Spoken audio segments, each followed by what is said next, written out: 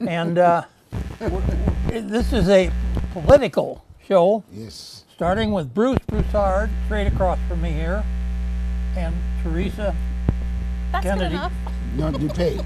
Don Dupay, Dupay. next to me. That's right. There we go. There we go. Authors. That's right. Very much Right. so. Big time. So, and you are kind of feeding off the Tribune, which Feeding off the Tribune. good newspaper. for And getting surprisingly, some of this we've information. and I'm going to be basically running the pack because I'm running for office. So Right. you guys got me running to justify us having this show. Okay. How about that? See? Is we that have fair? you on anyway. Yeah, but well, if it's okay, I'll just kind of like say, well, indirectly, we're just going to be talking about the elections across the board. You know, we're into the elections, we're into the primary, and everybody's basically going to be running. I mean, we actually are not, as far as the candidates are concerned, they're not really actively running right off the bat, but give it another 2 weeks, and we'll be right into it. Yeah. You got me? Yeah. And probably by the next time the show comes around, we'll have all kinds of candidates sticking their heads in and whatever, and doing this, that, and the other. And I haven't seen any signs Yep, or yep, anything. not You yet. know, that Yep, kind of yep. activity that usually starts in early. Yeah. I think one of the candidates for position number 2 with the county has a billboard sign on the corner of MLK and Broadway. Oh, Maybe a little too premature because that's pretty spendy. That's Yeah. pretty spendy. You see what I mean? Those aren't cheap. Right. And so what we were thinking about doing, we was thinking about maybe spending more time on the county races, the county and the city, Sure. because this is the main thoroughfare, if you will, here within our state, as far as our issues are concerned, because the county works very closely with the city. The county is responsible, i.e., the homelessness aspect of it, and poverty and health care and things of that nature. And then the cities, on the other hand, when you think about all those high rises, and the other, that's some heavy stuff. Planning, and then planning for the high rises, because they're the one that pretty well plan exactly where that's going to go, and that's an interesting piece. So I think there's a lot of things that are going on right now. We've got a city race. We got 2 seats that are available on city race. One of which is Dan Salzman. He's going to go on, and he's not going to run anymore. He's opted not to. And that's what I was looking for, the list of folks who are going to be running. But that's going to probably be the number one issue in that whole piece. I've got just happen to have it right here with the deal here. But we've got, like I said, we got the city race, we got the Salzman seat, and we've got Fish, right? Yes. Yeah, he's an incumbent. He's going to be running again, and I think there's going to be a few candidates there also too. And then on the county side, the chair's position is up, so Deborah Kafori is going to be running again. So she's the incumbent. Okay. So she's going to be wearing 2 hats at this point in time. She's going to be sitting there until either she gets 51% and then she's out in May, right? You got me? Or if not that, she's got 3 competitors. We've got 3 people that are running against her. And if there's a runoff of 51, under 51%, then it'll be up to November. And 2 people will then run until November. And the same thing exists with Loretta Smith. Loretta Smith, who now has term limit out, and so now she's going to be running for city council. She's one of the city council folks. So she'll be sitting in that seat until November. And then there's 4 candidates running. Yes, sir. I see that an article in this paper Right. about Joanne Hardesty Right. resigning, shall we say, temporarily Right. from NAACP Right. because it conflicted Right. with Right. what they do. Right. So- Well, that's a good point. In fact, we can start off there. Because I said we're just going to be talking in general, and hopefully you'll understand where we're coming from, folks. Because again, we're going to try to give you some of the inner dynamics of what's going on around us as it relates to politics, right? So Joanne Harder was a good deal. Maybe in fact we might want to throw that on the table at this point in time. One, who is Joanne Hardesty, and she is running for city council. Right, she's running for city council for Dan Salzman's seat. She got out early too. She filed early on that end of it, and she was president of the Portland chapter of the NAACP. And under the guidelines of the NAACP is that once you file to run for office, you've got to just vacate your seat. And but that didn't happen. And then just recently, she opted to. I think it was the last meeting that the NAACP had. She opted out and a local minister took the seat, took her seat. He happens to be the owner. He's a restaurateur at Broussard up in Kenton. He's up in Kenton. And so he has a little restaurant over there. And so he's now the interim president of the NAACP. Okay? And so that's really what that's all about. Background-wise, all I can say is that she's been very active. You know, that we've been very active. She's been active on the whole issue of police. She's done that quite a bit, working on the Ministerial Alliance and in the community and I guess other areas, whatever. Anybody want to throw something else up? What do you think, Don? You think? Let's talk about some of the candidates now. Let's go through those races. We got again, like I said, we've got Dan Salzman's seat. In fact, as you're talking, I'm gonna throw this out to you. Let's see. The race to replace Salzman is much harder to predict. Multnomah County Commissioner Loretta Smith is the top fundraiser, collecting. Oh, let me get it out. No, this stuff. I got to get this stuff out of here, just for a moment. Nothing like having this publication between this and the Willamette Week. You know, we get all kinds of goodies there. But here's the races. Four seats. Okay, Loretta Smith has collected more than $83,000. Okay. To run for the seat. Wow. During the first 2 months of 2018. But she is being sued in Multnomah County Circuit Court for not resigning her county seat when she began running for the council before the beginning of her final year in office, required by the county charter. Smith and her lawyer have replied that the charter provision only applies to candidates who have officially filed for another office. Okay? Northwest neighborhood activist Felicia Williams has raised more than $42,000 this year and has more than $26,000 in the bank. Hired folks, right? Joanne Hardesty, the former president of the NAACP of Portland, has raised over $26,000 this year and has over $50,000 in the bank. Okay? But she was recently forced to step aside from her position because of the NAACP policies against office holders continuing to exercise their duties when they run for office. I wonder why they say forced to step aside. Forced to step aside. That sounds almost... Well, she didn't want to get off. Okay. That's all that was. And so what I heard was that some of the members were a little disappointed because when she came there, she was basically just talking about herself and talking about the campaign. And when you think about this, when these folks get into this kind of business, I mean, it's quote, it's and trying to cite their positioning and what it's going to take to win office. Well, I think Joanne Hardesty is very qualified to have a job in politics. She's concerned about housing, and she's very knowledgeable about that. And I personally think she's very qualified. She's got a lot of experience. She was in the state, wasn't she? Yes. Yeah. In fact, there was another. Yeah, there was an article in this paper right here. Let's just go on and I'll just throw it out there again. This way we'll know who took the seat, right? But anyway, council candidate may have violated organization policy by not quitting earlier, okay? City council candidate is resigned in volunteer position as president of the NAACP last Wednesday, several days after Willamette Week, questioned whether she was violating the organization's policy against office holders running for elected position. Hardesty originally said she would step aside from her official duties during the campaign, but her campaign committee issued a statement announcing her resignation on March the 7th. March 7th.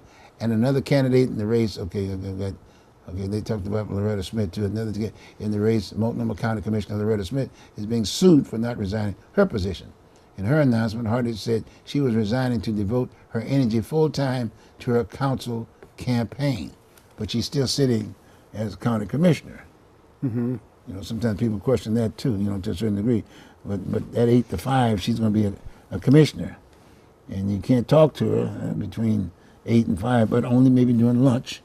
I don't see a problem with that and the reason I don't see a problem with that is because that's not a permanent job.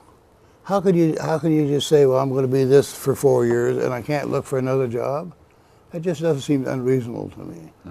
If she's doing her job and she wants to apply for another, any of them, they want to apply for another job. That's not a full-time job. That wasn't a guaranteed life income. Why aren't they allowed to look for another job? But It don't make sense to But me. 8 to 5, that's what she's Okay, getting well, paid 8 to for. 5. Yeah, 8 to 5. But you get a little lunchtime, 8 to 5, and $103,000. Okay. I mean, that's pretty That's why, primitive. that's the job they're Is trying that a to good word? keep. Is that a good word that I use? What was it? Primitive. Yeah.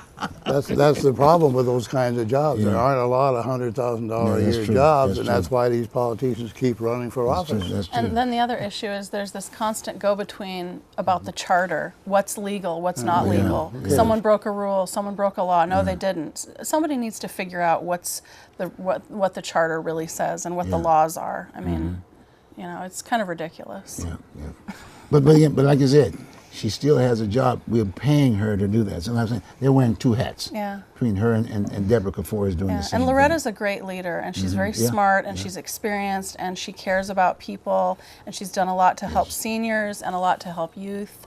Portland needs a leader like Loretta Smith. And in that job, when you think about it, especially that particular job, normally if you're just coming in as a newbie, you know what I mean, it takes time to learn the job. Yeah. Because people don't volunteer and give you the informational background as to what it takes to run that job. You're just on your own, so to speak. And that's a huge deal, you know. But the bottom line is that her background is such that she's worked for Ron Wyden, Yeah. years, if Yeah. you will. Maybe, 10, 15, 20 years or something. Yeah. She basically retired there. So when you start thinking about that particular job, you have to have access to all these other entities. You know, you got to go out and find the meat. You got to go to Washington, and she knew who Ron Wyden was, and Senator Wyden, and you got who's the other guy? You got our boy Earl. That was Yeah, Earl. Earl. Got Earl Blumenauer, and then you got the governor. So she basically intermingled with all those individuals. So now when she goes to City Hall, it's not an OJT the first day. Yeah, exactly. And, as opposed to the rest of the candidates. Right. Now you can be an activist, but you're limited in terms of accessing to those folks that I just shared, Yeah. right? You know what I'm saying? Yeah. So you got so what do you do? And so now, how do you balance that? And we need to get right into that piece. So the key is that, The most qualified but a lot of times it's the most money. and the most money. The most money. If they come together, we're going to get the right candidate. Well, if you're qualified, let's say like Loretta, she doesn't really need as much money, because realistically, when I saw the first race that she ran, the folks who supported her, endorsers, actually had a flyer out, and Ron Wyden and all the politios were in the flyer. And so when the voters got that at their home, they saw that, and you know the name of the game. I want to be with someone that might be the winner, so to speak. And that was a difference between someone that doesn't have that kind of access. So meaning you got to have the kind of money to offset that, to balance it. And that gets right into the problem with voter-owned election, trying to find some formula that would kind of balance it off and give other folks, we might talk about some good, strong leaders out there, Yeah. but the bottom line, if you don't have that money, and if you haven't been there before, to try to counter that stuff, that's a tough deal. So that's where Hardesty is to a certain degree. Yeah. She was doing some activism, but when you got activism in the front of your name, you cause problems. Yeah. You see what I'm saying? Is that fair? That's right. See? I don't understand the NAACP anyway. They don't seem to be a viable organization, and I don't understand why. You don't hear much of them. I don't understand why that the black community doesn't support the NAACP more than it does, because they openly solicit white membership so that they can stay afloat. And it's already an organization that doesn't pay a salary, doesn't have a meeting place, begs meeting space from schools and colleges and churches. So what is it? Well, there are not a lot of What black- is it that's keeping the black community from supporting this? I don't understand it. So I guess I never will. They have to solicit a lot of, they solicit white people because Portland's pretty white. What I'm saying My is question we have about the news. Go ahead. a black organization is not supporting the black organization. My question about the newspaper articles is, why is the Portland Tribune and Willamette Week always writing these articles about Loretta Smith and Joanne Hardesty breaking rules? Why are they not writing articles about some of the other leaders who are established white male leaders breaking rules? I see a lot of racism in the articles. I also don't see anything about Deborah Kafori breaking some rules. Right. You know, why and she aren't they- has. Why, you know? yeah. Her nepotistic relationship Yes. with the commercial real estate company that's handling the sale of Wapato. And Wapato's Those- still those not are- sold. Why is it that the Willamette Week is not on that? Yeah. So there's an awful lot of to me it looks like nepotism for sure, and just stinky stuff. When you're the county chairman and you're controlling the sale of all of the county property, and your nephew has this relationship with a commercial real estate company, and they get the business. Wow. No matter how you slice it, no matter what she says, that stinks. it comes across dirty. Yeah. Her relative is benefiting financially. You know, it comes across So- dirty. You know. Well, again, that's where that creativity comes from. In all due respect, and I'm a good example of that. Naturally, it is an issue. I'm running for county, and so I mean, I just happen to be a candidate. But my point is that that's the only thing I can get, as you say, the media. Yes. You know, if I'm able to articulate it in such a way that it's newsy, Yeah. which sells ads. Yeah, right. They pick up the paper and read Newsy. it, right? You know what I'm saying? So the game is that, and I like the idea because as you know, one of the top issues here within our city in the county, the homelessness. Yes. The It's homelessness. huge. It is huge. It is. Huge. And you ask yourself the question, why is it that we can't solve this problem? Why is it that we talked about shelter? All the person has to do to get shelter, if they don't have anything, is go in the Safeway or one of the large stores, take a chicken or something, and just walk out the front door. They'll call the police. If Police they're picks 'em lucky. up. Yeah, but they'll pick them up, take them down to the jail, Right. and they'll give them a place to stay, Right. Food, And you medical. know that's going to happen come fall. Well, yeah, but, you know, but, come wintertime. but the cycle is keep going Yeah. and going. Yeah. When he said, but you got Wapato sitting there. Right. That You can kinda- pick up all these folks up Right. and vet them and find out who's on the street. That kind of desperation showed itself this very week from an older fellow that was homeless and went in and robbed a bank and Yeah. stayed there and waited for the cops to Yeah. show up so he Right. could get a place to sleep. Yes, Right, yes. You know, Yeah. so Yes. I don't know. That's tragic. Really That's so sad. sad. It's a sad situation, you know. Well, we need to get back to the situation of Wapato. You know, it sits there, and the only reason that they can't do anything about it is because nobody wants the guts to do it. Yeah. You know, it needs to be sold because when there's nowhere else to go, we go to Wapato. When there's nowhere else to go, we go to Wapato. This needs to be sold. It needs a jingle. It needs some advertising. People need to look on the inside of Wapato. Right. The voter doesn't know what Wapato looks like on the inside. Right. They don't know about the Yeah. kitchen, the Oh, yeah. medical Oh, yeah. facilities, Oh, yeah. I mean, it's the complete. dormitories. It's complete. They don't know about all that. It's complete. And we need somebody needs to get inside of Wapato Yeah. and show that to the voters. So this is what the county continues to ignore. This is what the sheriff continues to ignore. Yeah. We need to do something about it. It's embarrassing to me to go downtown to Portland and see these people on the streets They're with no place to everywhere. go. It's embarrassing. Yeah. And it's I've very lived here for a stressful long on time. people. Yeah. It's very stressful on It's folks. very stressful on the folks. Getting up and going to work, you know what I mean? And Well, and downtown is becoming like a war zone anyway. We were downtown about 3 weeks ago. I could not remember a time in my life when I saw more trash Yep. everywhere. 4th, 5th, 6th Avenue, Really? just blowing in the wind. I mean, it is so dirty down there. Yep. I was shocked. Yep. It's, I don't know what's happening, but it's not a good thing.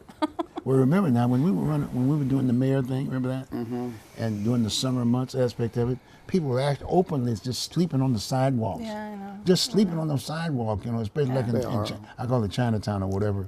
But you could smell the urine. Sure. You know, they wouldn't. No one would be washing the streets off of this, that, and the other. And people just going to lunch and just going around them and having to sit outside and look at all this stuff and defecating. Yeah. And right there Yeah. in the shop. So all this. I mean, so again, the core problem is, like you said, you got a facility that's there, okay, and then you got people who are needing shelter, not housing, but shelter, just to get, because that's really what a jail is. It's a shelter and to determine who's out there. You know, I talked to Fred Stewart once about this, about a month ago or so. I called him and I said, you know, what's the deal with Wapato? He's a real estate agent. I figured he would know. And he said that the city commissioners are terrified of it turning into a kind of quasi mental hospital shelter type thing because of the liability. And he had all these great ideas about why they don't want to do it. But it can be done. And to me, it just smacks of elitism. Well, we need a mental illness institute. Well, we used to have one at was it Damage? Remember that? Yeah, we had yeah. Damage. Oh, yeah. We had Damage.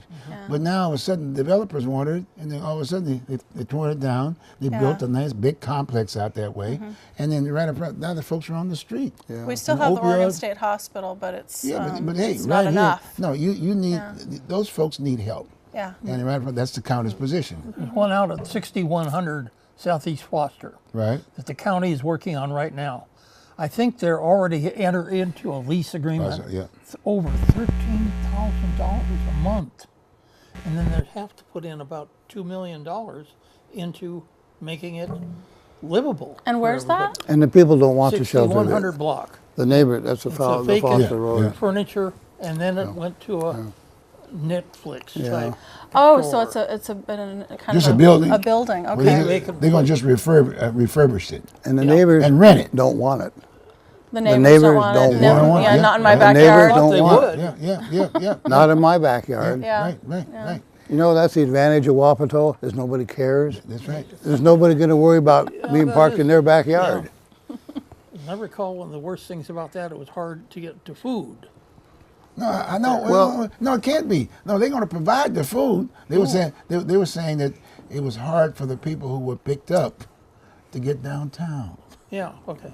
Yeah, well, you But know then what? the bottom not line that is- far away. No, but the point is that you can do bus service. Yeah, But the purpose is exactly. not the purpose is not to provide you bus service right off the bat. Mm-hmm. The purpose is to try to find out what your problem is. Right.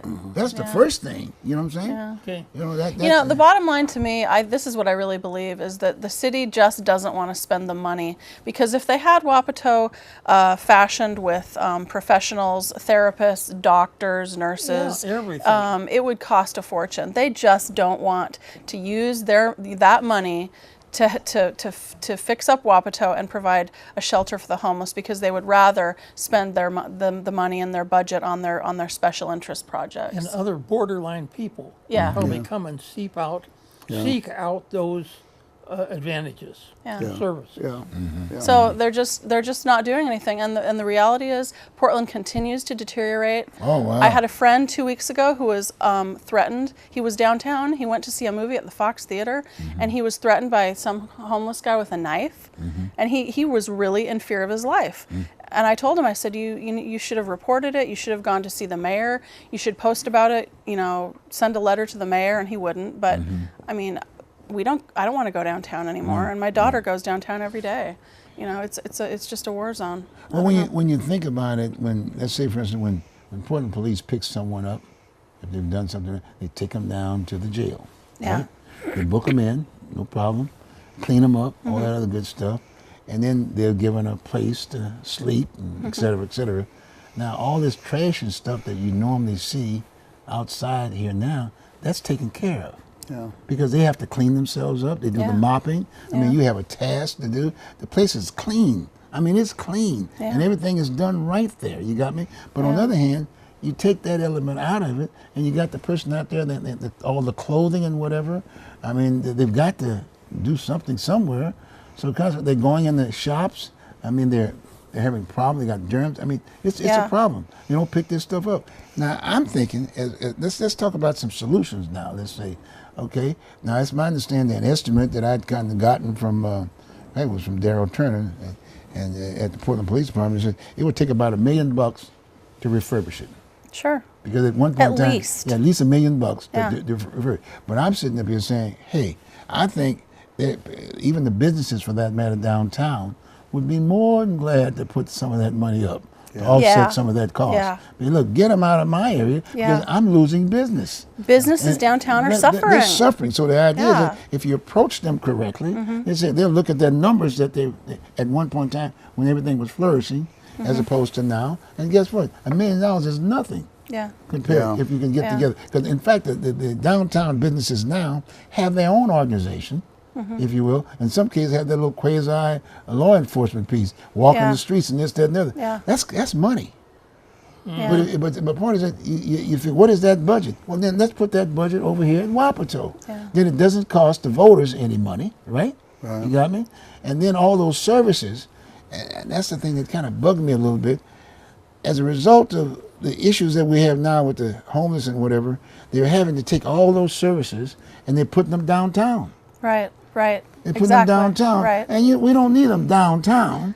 Wapato Exactly. would be a perfect place because that's what damage was all about. All the appeals and this, that, and the Right. other. And this way they wouldn't have to be worried about selling drugs on the streets because they Right. give the drugs to you free and nothing, no problem. You know, Portland has already lost 2 department stores. Frederick and Nelson went out of business years ago. Meyer and Frank is no longer. Yep. Macy's went belly up. We have Nordstrom's. That's it. We have one department store left, and they're considering leaving. Wow. And Columbia Sportswear is considering Yep, leaving. yep. If Columbia Sportswear goes belly up and leaves yeah, Portland, yeah. if Nordstrom goes out of business, downtown will be a ghost town, and it will be an absolute crime-infested, just hellhole. well, again, I might add too, again, as a candidate, okay? Now here I am. I don't have those funds. And trust me, I'm not going to refinance my house to be running for no office, if you will. You got me? Yeah. But yet and still, you got, and now I'm talking about the qualifications aspect of it. When I looked at running for office, for any office that I've run before in the past, it's like anything like going for a job. You get the job description, then you got to look at your resume. If you can, in fact, if you got the resume to do the job, then fine. But I'm having problems in terms of folks who are able to run for an office, Right. if you will, and then that causes a lot of problem. But then on the other hand, then as a result of that, the big businesses, people with money, and you want business, you want folks to be involved in the process. But what happens is that as a result of that, they basically just buy the position. Yeah. Not necessarily the qualification of the person. Maybe they look nice, maybe they can speak, but they don't have no background. Yeah. And so yeah. we're stuck now with someone that gets on the job and has to OJT that position for 4 years, the first term. Yeah, and her name is Chloe Udaly. Oh You my got God! Yeah, she's poor Chloe. I mean, I feel sorry for her a little bit to a certain I degree. feel sorry for her Yeah, the too. poor thing. She tries hard, you know. Well, but, yeah. But how do you OJT the job and have to still deal with the criticism piece? Yeah. So she's being criticized and then trying to learn the job, and she's sitting She there. doesn't have a lot of common sense either. I mean, if you've ever seen her Facebook page, oh my gosh.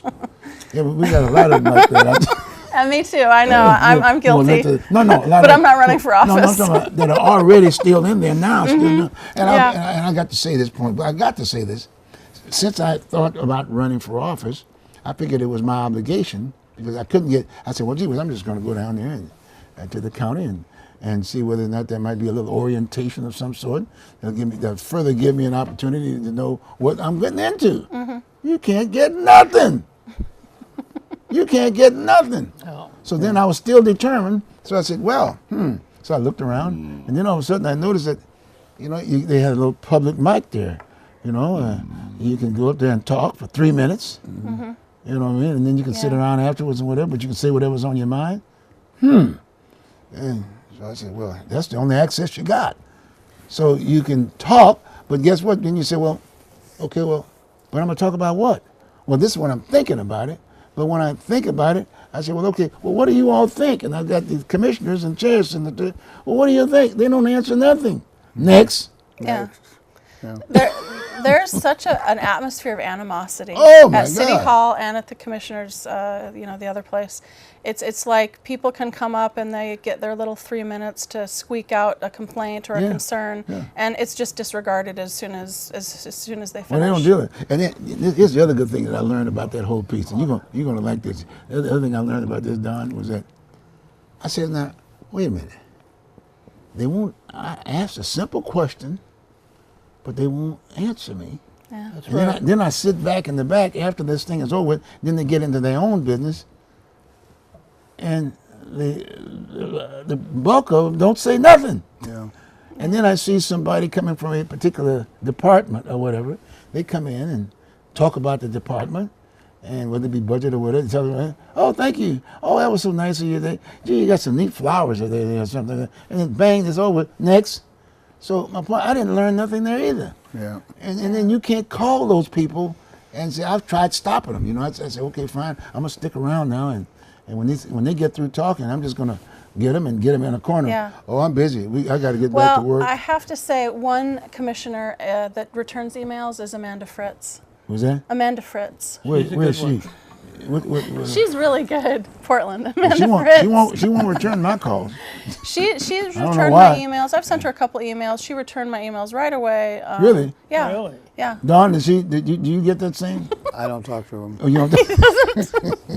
But I mean, I've sent emails to the mayor, Yeah, several yeah, times. yeah, Never yeah. heard a thing back from him. Yeah, the point I'm making is that, like I said, when you first get in, if you're lucky, as in to get in for first time around, you're busy trying to figure out what the job is. Exactly. So you really don't know nothing. That's why I don't. That's why you don't return my call. Yeah, yeah. And then by the time they get to know it, that term is gone. That's 4 years, right? So now they're just getting to the point they know what's going on, Right. right? You get me? And then they're trying to figure out now what do I specifically want to do? Because now I figured out I don't have it on my resume. So I'm going to create something that I can say, well, I'm doing something for the job.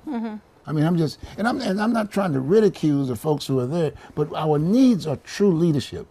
Yeah. We really got some issues, and I think that should be the basis for the qualification for running for that office. We're looking for people to say, as far as I'm concerned, if I had my ways, I said, okay, fine, these are the issues, and you put that out there and say, anybody like going for a job. Anybody want to run for office? Well, the way they have it now, the law is what it is, which is anyone can run, and that turns the whole atmosphere into a circus. Yeah. Because the last couple of years we've had a lot of, a couple of years ago we had all those people running for mayor, Yeah, and you half of remember them that. were. You It was remember just a joke. Oh, you remember that. You Yeah. remember that. It turns it into a circus. Then one guy came in with all the money and just won the primary, and then now he's OJ10, trying to figure out what to do.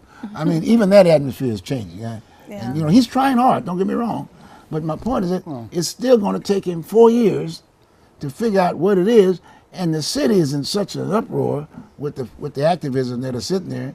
It's going to take him another 4 years to figure out what that's all about. Fix Yeah. potholes. Oh yeah, with the potholes. Yeah. Do that. Yeah. Exactly. Fix the The, roads. the, yeah. the roads haven't looked this worse. The streets in Portland look terrible. The downtown area is a disaster. It's filled with trash. The homeless are overrunning downtown, Yeah. and the mayor, and he's just not doing anything about it. Yeah. It's terrible. They've got the funds to fix the streets. Yeah. Why aren't they doing it? Southwest Broadway Street is nothing but potholes from Terrible. from Got about to fix them. Yeah, it's an embarrassment. Damage the cars. Yeah, Hurt bicyclists. also. exactly. Yeah. It's embarrassing. The condition of downtown Portland, the appearance of downtown Portland is embarrassing, and it's embarrassing on a national level. And the racism in the journalist community here in Portland, the journalistic community is embarrassing too. Where's Willamette Week and the Portland Tribune? Why aren't they writing articles about the other, city commissioners breaking the rules and breaking the laws? They focus on Loretta Smith. They focus on Joanne Hardesty. What's up with that?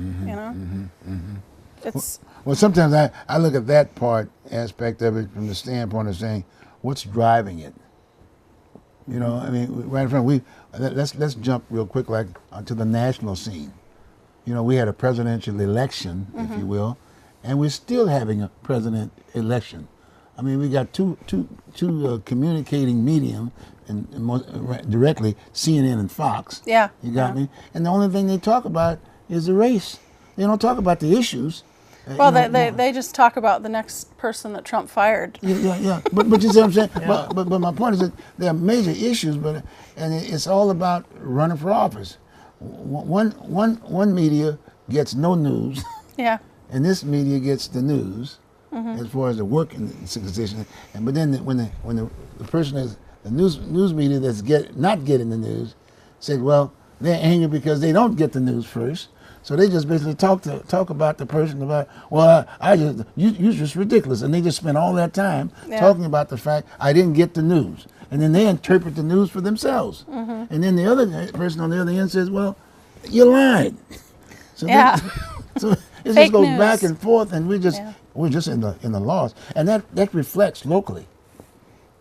That reflects locally because I don't know what's going on. You know, as far as I'm concerned, a person is president. I'm not sitting at the table. Well, you asked what drives the types of articles that the newspapers write. I think it's a hidden racism among white journalists. You know, Fred Stewart bumped into what's his name, Mark Zussman from Willamette Week. And Mark Zussman told him that he was unhappy that Fred had called him a racist. Well, he is a racist, you know, and so is Nigel Jaquess. And they write articles that are racist, and they continue to do that. So I think that what drives a lot of these articles is just the undercurrent of racism that's still a very strong part of the journalistic community in Portland. Besides, it gets rid of headlines. Yeah. It gets headlines. It gets headlines. It gets headlines. Sells papers or whatever. Well, in all due respect, that's the business. Sure. You know, it's like negative news don't sell ads. No, negative news sell ads. Yeah. Positive news don't. Right. That's just the way it is. I mean, that's the nature of the beast. If it bleeds, it leads. I mean, is what they say. Yeah, I was in the newspaper business. I owned the Portland Observer newspaper. And the issue I found was that it says the only black newspaper in the state of Oregon. Okay. Oh, yeah. So what's the expectation of the folks who pick it up? It's to read about black folks. But you can't do it and survive, if you will. Yeah. Because when you to go get the ad, no. And I'm saying, wait a minute.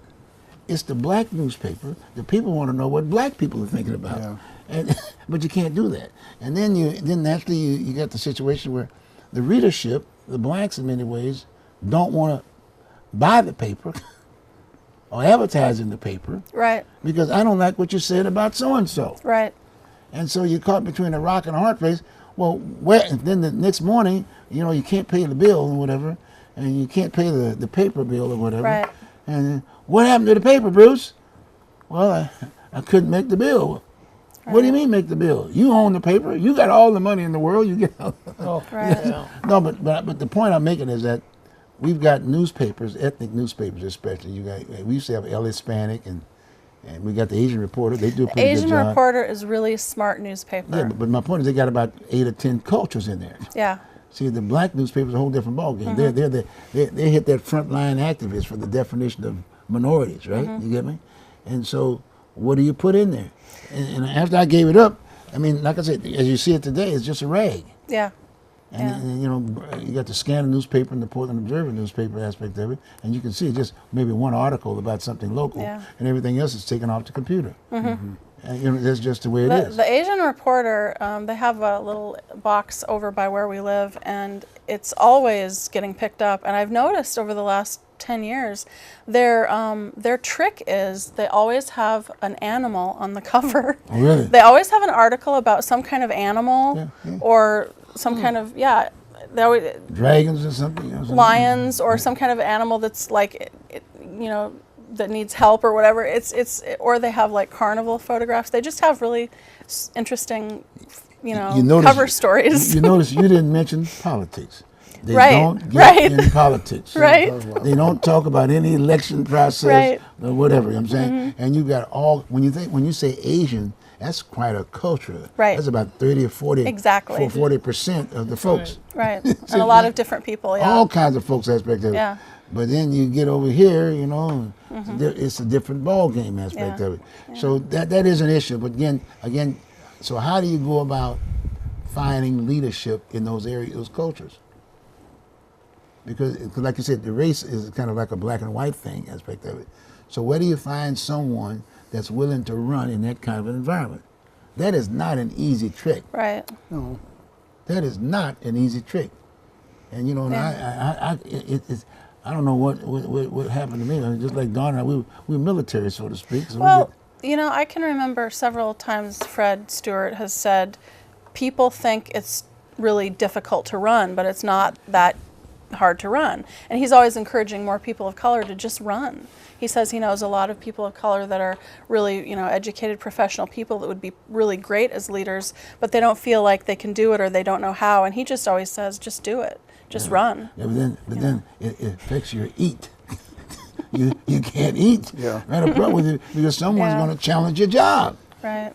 You filed, so you would know how easy or how hard it is. It's not an easy task. I'll give you a good example. We've got a senator. In fact, it was Lou Frederick. Lou Frederick, and he represents 2 representative districts. Okay, and in fact, the size of his district is the same size of District 2 County, the one that I'm running for. Same situation. He gets $25 a month. $25 a month. Now he has to run back and forth to Salem, all over the place, right? Yeah. And he's got to prepare himself to run for the next office, okay? And that means he can't just deal in the so-called black community in his district. He's got to go and talk to these other folks outside of it. He got to vote, et cetera, et cetera, et cetera. But imagine, $25 a month. And then it was said too that the last time when he ran for the seat, he had to refinance his house. Oh. About $60,000 just to put into this race. And That's terrible. So I asked him, and I did. I'll share this with you because I looked at him and the guy really tries hard. He does. He really tries hard. But then I said, well, where are you going? Well, how are you going to eat? And then I threw that out there, and then they had some other discussions, and then there was another senator. In fact, the guy was Army, black guy up in somewhere in Southern Oregon, and he was a representative, and he won. And the gentleman looked nice and whatever, but he got a good retirement coming in. Sure. He got a good retirement coming in. And then he was talking about how he's approached by lobbyists and said, well, look here, if you will do this, we'll give you X number of dollars. And he said, in some cases, he said, well, sometimes I'll take the money and give it to charity. Well, but the seasoned guys, they live off that stuff. So that's the other unbalance of the situation. Yeah. But getting back to Lou, now imagine, what is this motivation? And I looked at him and I started thinking about my running for office. And I'd always had I'd run because I wanted to run, and I had the $50 initiation fee and for some strange reason, and it was just I can talk about it now. I just could not refinance my house. Sure. And I couldn't raise the money because I just didn't necessarily believe in what this guy was telling me or whatever. Yeah. So then I said to myself, and then as time goes, you get to be a perennial candidate. Yeah. But you know what? That was the best thing that ever happened to me. Yeah. See, but as a result of that, I've gone all around the state. I ran for governor. I was able to, just during the primary time. Mm-hmm. I learned something. Sure. When I ran for a U.S. Senator against Wyden, I learned something. I went over the whole state and talked about issues, and then that was the best time in the world to say hi to him because I'm competing with him. So my point is, each of those races that I ran in, I've learned something. Yeah. And now today, I feel that's part of my resume. Sure. Oh. And now I know who I need to talk to if and when I get one of these political seats. Because trust me, you got to talk to all of those individuals. It's not, quote, I don't like you after we get, I don't like you, I'm running for this. So then after I win the seat and you're there as an incumbent, how can I talk to Don? Don said, hey, I don't need to talk to you. The hell with you. And in fact, you'll blackball me. Yeah. That's what happens a lot of times. So that's a problem. That's an issue. So that's why you see a lot of these guys, they don't really get to the point, and women, mm-hmm. They stay there for life, and they're not rich. Yeah. And if they do get to the point where they take too much money, they go to jail. Yeah. So where's the incentive and the motivation to run? And why would someone who's, let's say, gone to school or whatever, but maybe won the lotto and win, and all of a sudden, well, gee, I want to be a politician. Yeah. What are the benefits? Because you still have to eat, right? Power and money. Is that what it is? That's what it is, power and money. Yeah, but it's Power and money. But it's other people's money that's got the power. Yeah. All you have to do is take all the insults from the people in the paper. Well, that's the other thing. Yeah. Well, I don't even. Don, we don't go that way at all. Right, Don? Everybody should run for office once. It's good for your sphere. It's good experience. Is it good? Is it good? Well, I mean, so I'm trying to be motivated. Let's put it that way, because you got to walk. That's the other thing nowadays. That's another thing about running for office. So we're talking about that too, trying to motivate folks, but to let you know what the real world's all about. Imagine now, now you're running for office. They tell you, well, you got let's see, you got maybe 150,000 people in your district. And the expectation, you need to walk and knock on all those doors. Yeah. 150,000. Now, how do you walk? There's nowhere in the world you will walk 150 and knock on 150,000 and stop by. I've walked before and I've learned it that way too. You knock on the door and the guy want to just keep talking. So you talk there for about an hour. Then you go to the next one, and you go to the next one. So you maybe hit about 6 houses. Or you go inside, you have, because people, a lot of times you got seniors that are sitting in these homes, and they like to talk. Right. So they'll invite you in. They have nothing else to do. So you're beautiful. Come on in, Bruce. I mean, gee whiz, have you had some of these nice cupcakes? I've eaten cupcakes. I've had tea, and some of them even throw a little Jack Daniel on you. Say, hey, Bruce, how you like a little shot? I say, what is that? Oh, the tea. Oh, okay, I'll take a little tea. I mean, I gotta be very nice about things like that. But I'm just, that happens. Yeah. People are lonely. They're in their homes. They can't get out. But that's another issue of mine, because I'm saying, well, one of my other qualifications, I'm a senior citizen. And so consequently, I haven't gotten to the point that I don't know what the hell to do. Well, guess what? I'm gonna try to see if I can repair some things, so when I do get there, it's a little bit better. You'd be surprised of the seniors that are in their home that they can't take care of it. Yeah. Or you go in there and you can't even get in the restroom. I'm just saying, they're really having some tough time. But we have a program that says that there's some services to do that, but they're not getting the services. Yeah. They're not getting the service, and people are proud. You know what I'm saying? And a good buddy of mine the other day, was telling me, I went down to the church over there the other day, and a guy that I had seen when we had Norma's Kitchen open, he's got 2 stars, 2 silver stars, was in the Marine Corps.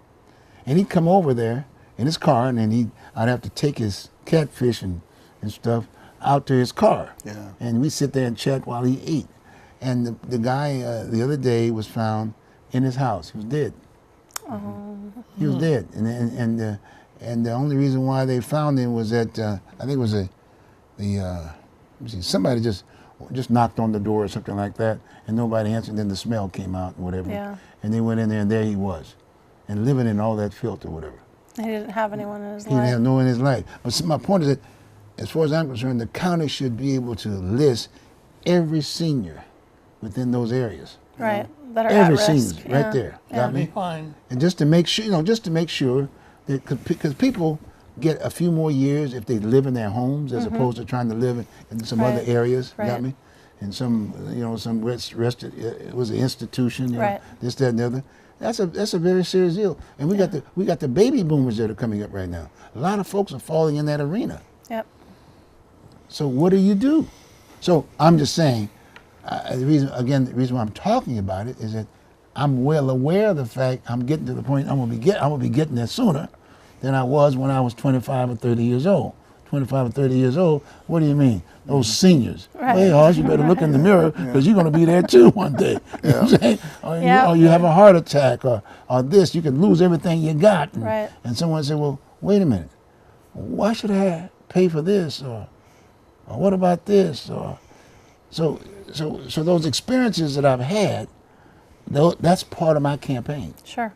Because that is the areas that I will be focusing on, not trying to focusing on lying about thinking I know all of this, and just BS and sitting up there at the county chair. I want them to say specifically, this is what I want to do. And now it would be nice to have a man around the house over there for a change. He's got all the women, just sitting up there, and they're all fighting with one another and this, that, and the other sometimes. Yeah, but I like them dearly. Imagine that. I love them dearly. I love them all dearly. But my point is that, my point, it would be nice to have somebody to talk about it if you relate to certain areas. Yeah. I'm a senior, right? There's no seniors up there, right? Mm-hmm. There's no military person over there. There's an outreach. Now I'm sharing. I'm giving it all. Maybe someone else might do a write-in vote or something, and then take my spot if that's as far as I'm concerned. But the military piece. Here's the military piece. It was really nice initially about coming out and thanks for serving and this, that, and the other, and they had a real neat veteran guy that was sitting up there running the program. Mm-hmm. And then all of a sudden the guy's not there anymore. They fired him. Wow. Put another young lady in there, no military background whatsoever. Who did this? The county. The county. Someone said, is alleged, they said it was the chair, but you don't know what's going on. You see what I'm saying? Sure. But my point is that that's a travesty. And we're paying monies for that. Mm-hmm. And I'm saying, look at the budget. So as far as I'm concerned, my thing is, okay, if I'm sitting there, first thing I want to do is that, okay, what services are you providing? Okay, if the VA can do that, why should we be spending money on someone sitting there trying to, quote, call somebody else to say, take them to the VA? Yeah. You can take that money and spend it elsewhere, maybe housing or something like that. Mm-hmm. But anyway, I'm giving my little spiel aspect of it, just kind of letting you know. But what it means, and trying to tell the viewing audience. I mean, let's put it, the work involved, or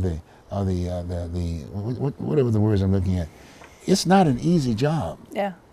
It's not an easy job. It's not an easy job running. It's not an easy job when you get on the job. Mm-hmm. It's a thankless job if you're not in a people-minded kind of a mindset. And I make that point of good. Here's the chair. Mm-hmm. I see kind of like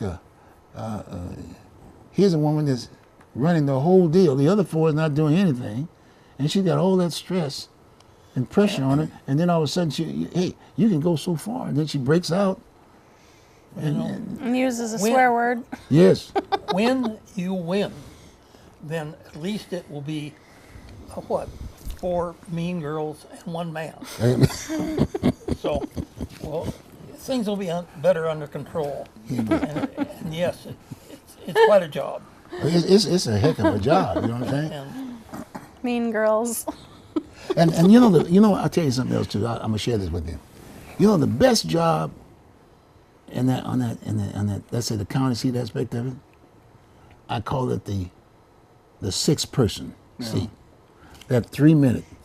Yeah. That's right. That 3 minute. You can just go up there in 3 minutes, and you can say anything you want to. You can shout at them. You can, if you're stressed out that day, and I'm right there with all the guys. They do that on Thursdays. If I can see me tomorrow, and. But they do their thing, and they're just as happy, and it's still not enough time. Well, you get 3 minutes. That is enough time. 3 minutes is just... No, my point is that you may have an idea, but then sometimes, like my old buddy Joe Walsh, Joe just keep talking. Then I had to learn from Joe, and I keep talking. I think it was Potter. Yeah, when Tom? Potter was mayor, there were some guys that would go up there and start talking about what they had for breakfast. Yeah.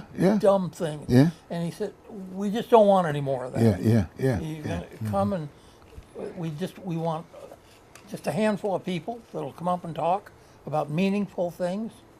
I think that's the way it ended up with him.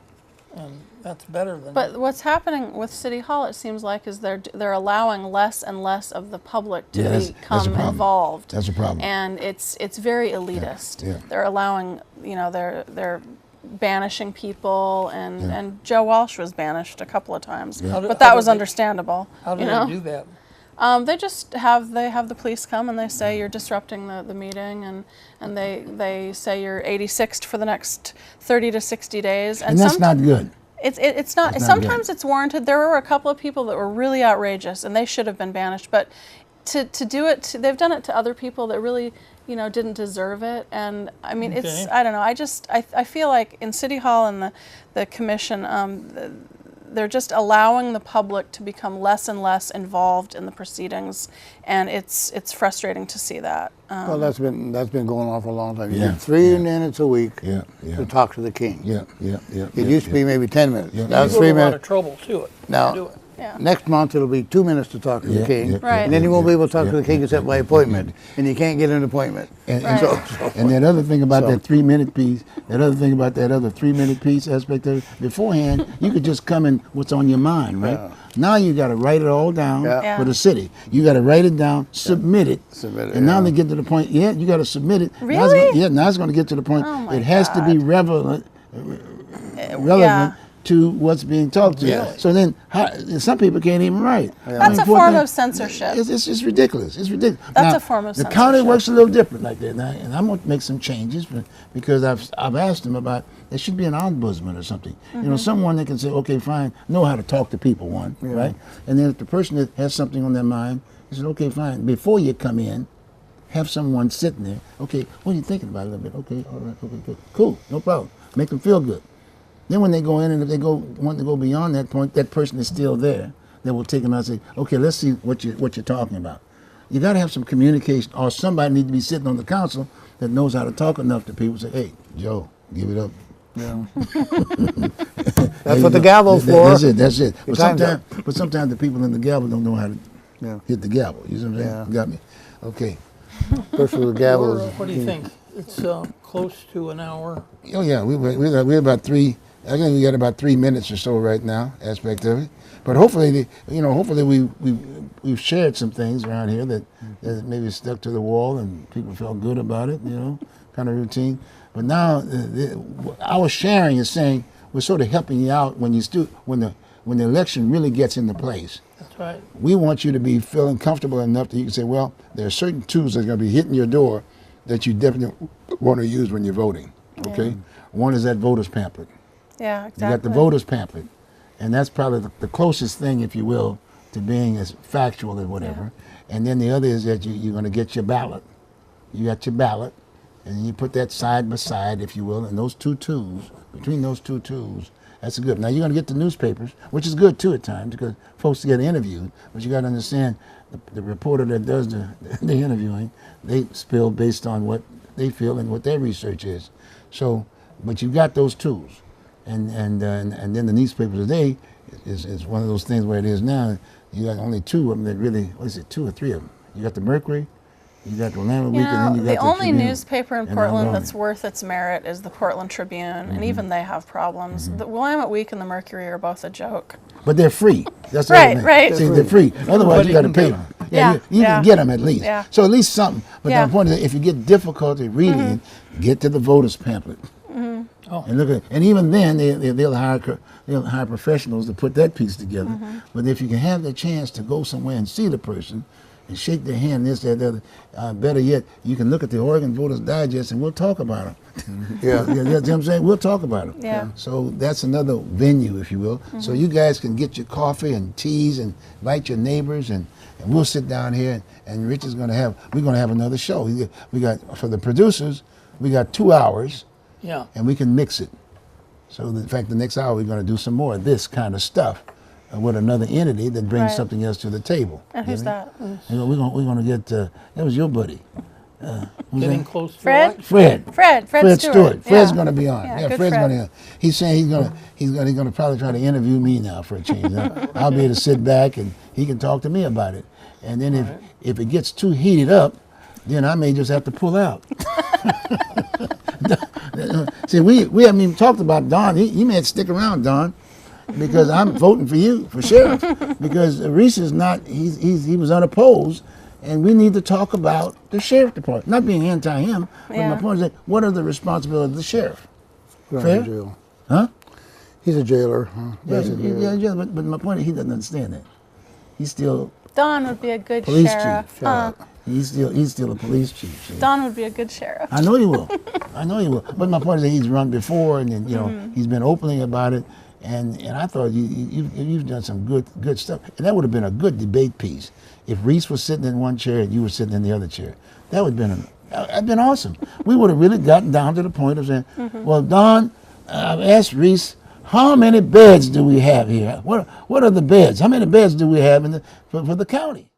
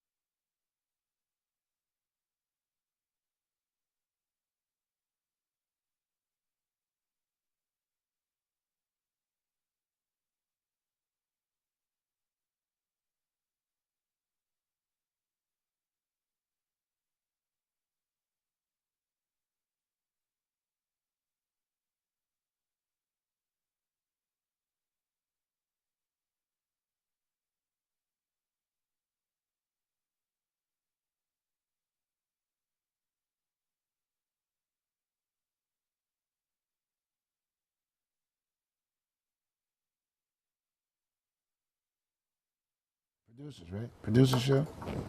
Well, you can. Well, are we on? Yes. We are on, folks. Welcome back, if you will, to the Producers Show. Okay? And Rich is the guy. That's basically his part of it. And then I'm sort of his sidekick, so to speak. And we try to bring just common sense stuff, just community stuff.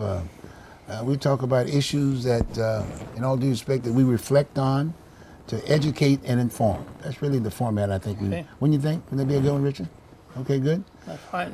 Well, the last time around, we talked about just basically running for office and politics and this, that, and the other. That's right. Well, this time around, we're going to talk to two people who have been on Oregon Voters Digest for a number of times, if you will, and they're artists in their own respect in terms of informing and educating. They're writers. So they're writers, and one of my buddies right here is Don Dupay. He's a vet like we are. He's a vet, and a very proud one. We went to school together. I graduated. He graduated, and I didn't. But I figured that would work pretty well, because that means we made a deal that whoever gets the degree first, the other one will just stop out and just rely on. So I identify with his degree. Did you get that, Don? Well, apparently he got it. No, Don, he got it. And right in front, I want to congratulate him again. I mean, he stayed the course. He stayed the course, and in fact, I think, was he one of the oldest grads? He was the oldest graduate of 2017. Oldest graduate. Yes, and Wow. he was mentioned in the program. Wow. The youngest graduate was 15, and the oldest was Don. He was 80. He wasn't named, but he was mentioned in the program. And Vem Vivel, who was the president at the time, mentioned that the oldest graduate was 80. And we were at the afternoon commencement, and after he mentioned that, I stood up and I pointed to Don, and then Yes. Don stood up, and they turned the camera. And everybody onto- got excited. And everyone clapped, and it was Oh, wonderful. wow. One of these days we need to get a clip of that so we can Yes. show that on the show. I have You one. have that on clip? You Yes. should have brought one. Well, We'll get it's it. on YouTube. We got to get one. And then he's got his dear wife here with him, and that's Theresa Dupay, and she's a writer in her own rights, and she does a good job, and she edits his work, he edits her work, A little. and then I edit both of their works by reviewing them on the tube. And then Richard's now getting Then I'll in. edit everything. That's right. Now Richard is getting in on the scene, and so as a result of that, here we are on this show, and I understand they've got some new material that's going to be coming out here shortly, and we're going to discuss that. And so we're going to be basically the reviewers, and Don and Theresa are going to talk about their books. Okay. Is that fair? Sounds good. Good. Okay. Don, who's first? Well, Who's Don, first? first in fact, let's go Don, just because the bottom line, when I met him, we had he's a former Portland policeman, and he wrote about his exports. And I thought that was good, and the fact that Portland police, he had the history of Albina. Yeah. In Northeast Portland. It's a very neat, unique piece. It should be in the Oregon Historical Society. Have you guys thought about putting that over there? There are actually copies selling in the Oregon Historical Okay, Society, okay. and you can order it on Barnes & Noble, Okay. and we are in the process of signing up with a different manufacturer, so Okay. it will be available on Amazon as well too. It's Don's book, Behind the Badge in River City, a Yeah, Portland police right, memoir about right. his almost 20 years with the Portland Police Bureau. It's a very interesting book. I had the Yeah. opportunity to read it. It's That's an the easy name read. of it? Yes. Yeah. Behind the Badge in River City, Yeah. a Portland Police And it's an memoir, easy yeah. read. I mean, Yeah. good big letters. I like that.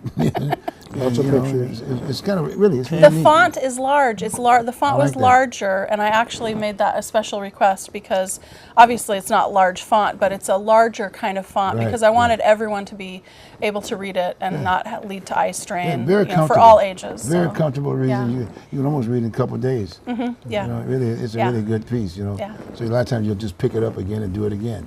I've been getting some stuff lately.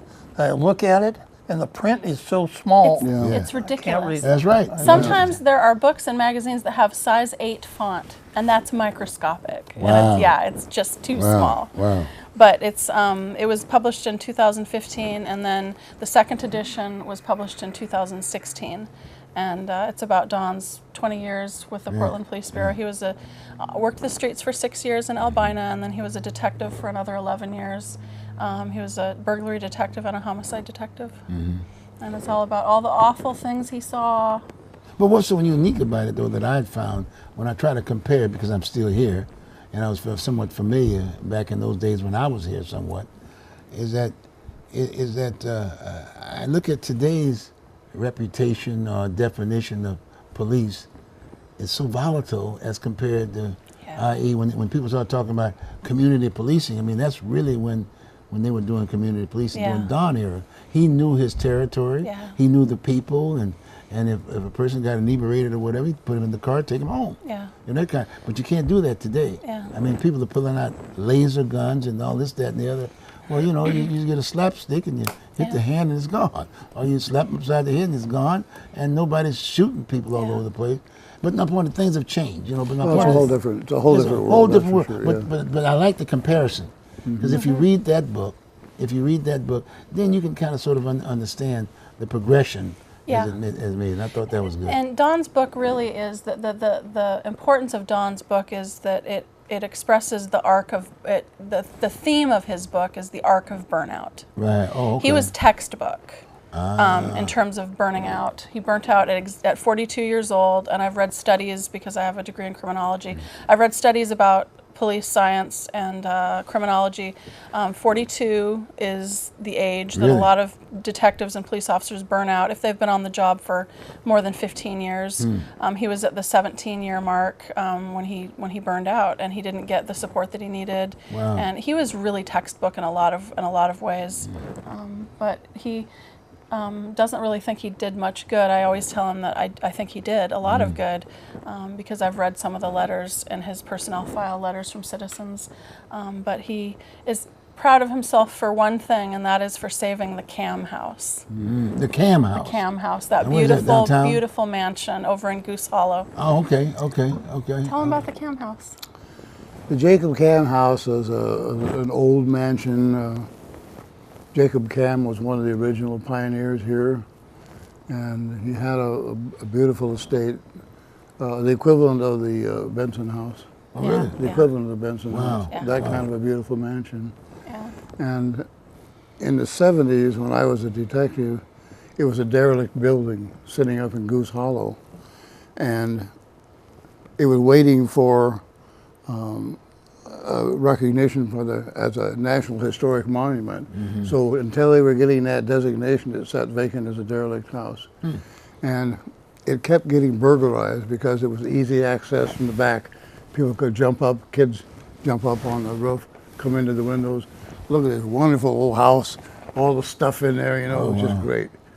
So they were continually getting burglarized, and one of my jobs was to install silent alarms.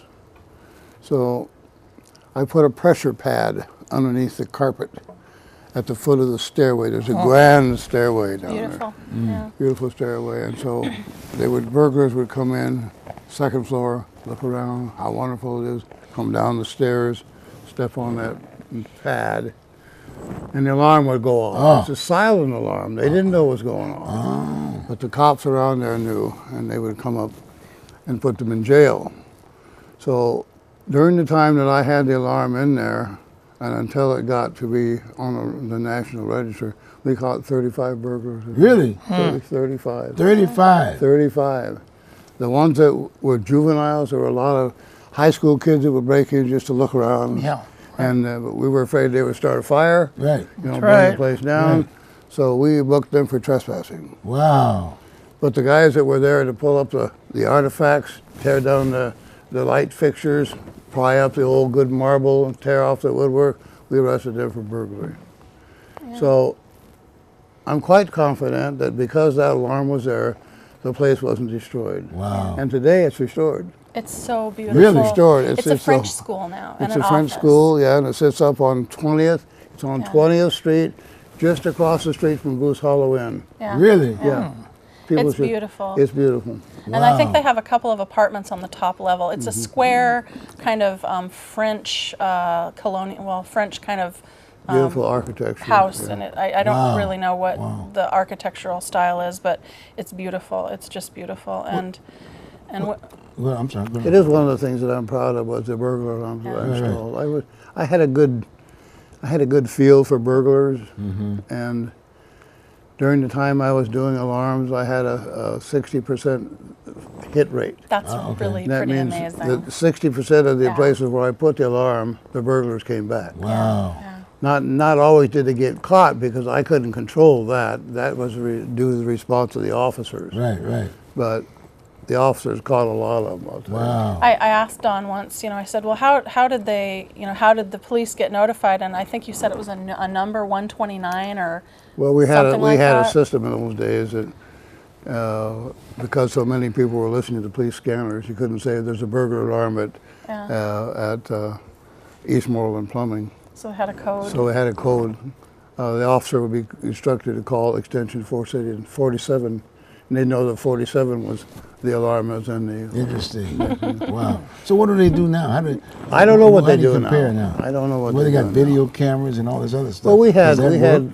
we had sensors, we had pressure pads, we had infrared sensors that I used occasionally, but mostly the pressure pads. Were Because the best? As people walk in, they step Yeah, on that's it. it. Yeah. Yeah. I'll tell you another story that was kind of interesting. George Moreland Plumbing on Foster Yeah, Road. right, right. The old guy lived there, was there for years, friend of one of my bosses, George Moreland, and they kept getting burglarized. And we had a group of safe burglars that were operating in southeast Portland at that time.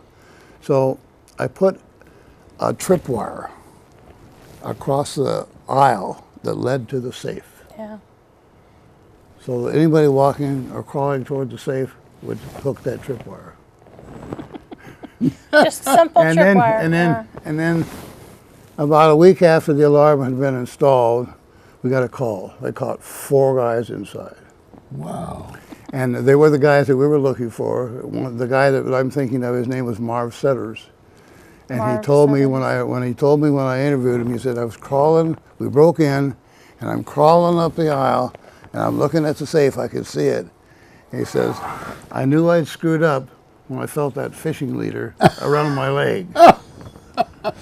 They knew it was too late. Yeah, right. And That's the then tripwire. the cop showed up. Oh, my and God. put 'em all in jail. Oh my God. Okay, good. But that's from his book. So- That's from the police memoir. That's the but- effectiveness of silent burglar alarms. Yeah. So we did catch a lot of people with them. I don't know what they do now. Wow. But we Interesting have to see. we have 2 new books coming out this year. Okay, what do you got? So my book is a book of fiction, Fiction. and I have to plug my publicist. Her name is Jessica Glenn, and the designer for the book cover, her name is Gigi Little, and she is the graphic designer for Forest Avenue Press. And she designed this beautiful cover for my book, which is kind of an orange cover, and it's a replica of a photograph my daughter took with her cell phone, but she couldn't use the photograph because it didn't have enough resolution. Yeah. So she took a different photograph and she just kind of replicated it. But anyway, the book is called Burnside Field Lizard and Selected Stories, and it comes out in a few months. And I have a blurb from Tom Hansen, who's the author of American Junkie. And that was amazing to get a blurb from him because he's a very highly respected writer. And it's a book of fiction, 5 stories, and there is some graphic sex and violence. Say the title and everything again. The title is Burnside Field Lizard and Selected Stories by Okay. Theresa Griffin Kennedy, Okay, this which is is my all author's fictional. name. Yeah. All fictional. That's interesting. And I think it's going to be popular. I thought a lot about writing it, and I was kind of conflicted for a while. And I thought, well, I might as well just do what a lot of other well-known authors have done, and that is just completely let my creativity go and just write something that's a little racy. Don has written a novella, and it's an incredible story. It's called Frank's Revenge After Midnight. Frank's Revenge. After midnight, and it's about a former cop who had been fired, and he works as he works as a private investigator, and he lives at the Lotus Hotel, and he works as a private investigator, and he gets hired for a job from a beautiful black girl living in Albina. and his name is Frank McAllister, and her name is Theta, and it's a really sweet story about doing the right thing and falling in love. You want to tell them about it? Well, it's a detective story. Yeah, it's a mystery. It's totally fiction. Totally fiction. It was based in Portland, Oregon in the middle 1970s in the height of the corruption. The police were pretty corrupt then, and the drugs, and the city was pretty much of a mess. You know, Albina was tossed to the wolves with the city. You know, as long as it was in Albina, nobody cared. So Yeah. Albina became a really dumpy, disgusting, rat-infested, drug-infested ghetto. And the story is surrounded about that kind of era, that problem, people being killed, cops aren't doing anything about it. Everybody's running drugs, including the cops. You know, who are the good guys, who are the bad guys, and this story kind of weaves itself to a really cool conclusion. Yeah, it's really good. It's really good. There's a lot of non-sex in it. None. Non-sex. Oh, that's These two people, we think they may fall in love, but we're not sure. They talk to each other, they sleep together, but they don't even kiss in the book. Yeah. So it's That's all left to the imagination. It's all left to the imagination. And But in the What's end, title and looking it's at a- that again. the title is Frank's Revenge After Midnight, and it's a novella. It's fiction, and it's by Don Dupay. Okay. all of the events occur after midnight. And he's been working on it for about 2 years. It's been about 2 years, and we've gone through several drafts, and we're polishing the final draft, and it's really good. There's a lot of really interesting characters composite characters based on people that Don knew, and there is some interracial love. Inspirational law. We talk about places that will live forever in the book. Yeah. The Lotus. The Lotus. Which is now closed up and gone. Yeah. We talk a lot. There's some scenes, a lot going on in the Burger Barn, and a lot of the conferences go on in the Burger Barn. So it's trying to keep this history of Albina somewhat relative and explain to people what happened. The story is really a trip down memory lane for anyone who's lived in Portland for longer than 20 or 30 years. The Burger Barn is mentioned. It's described perfectly. The waitress is a little old lady named Miss Rayford.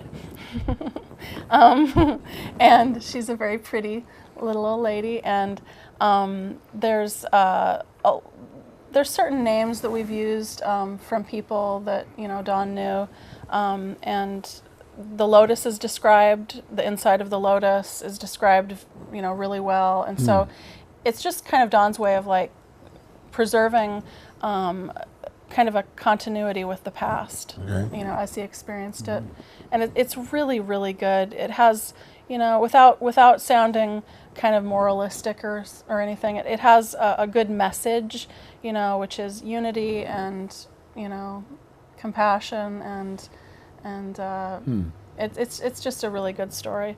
The bad guy gets caught.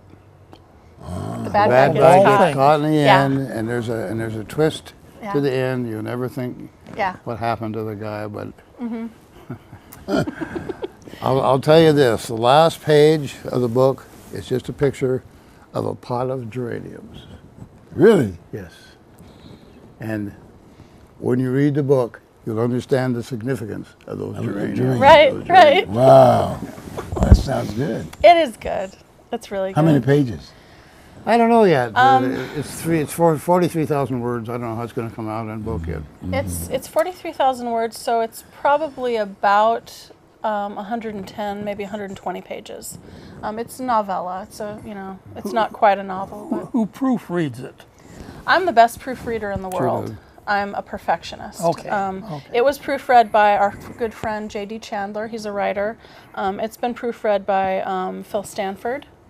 And I've discovered after having 3 people proofread my book, I discovered that I'm still the best proofreader. Oh, really? Cool. My process is you print out the manuscript Yeah. in paper form, you have it bound at Kinko's, and then you read through it that way, because you're gonna see errors, excessive punctuation, misspelled words, typos. You're gonna see those in a print form in a way that you will not see them on the computer screen. You can miss a lot on a computer screen because of eye strain, because you're tired. And so I went through 10 copies after I thought, oh, it's good. I'm going to print up another copy and just read through it. And I kept doing that, and I went through, I've got a stack of 10 drafts. Wow.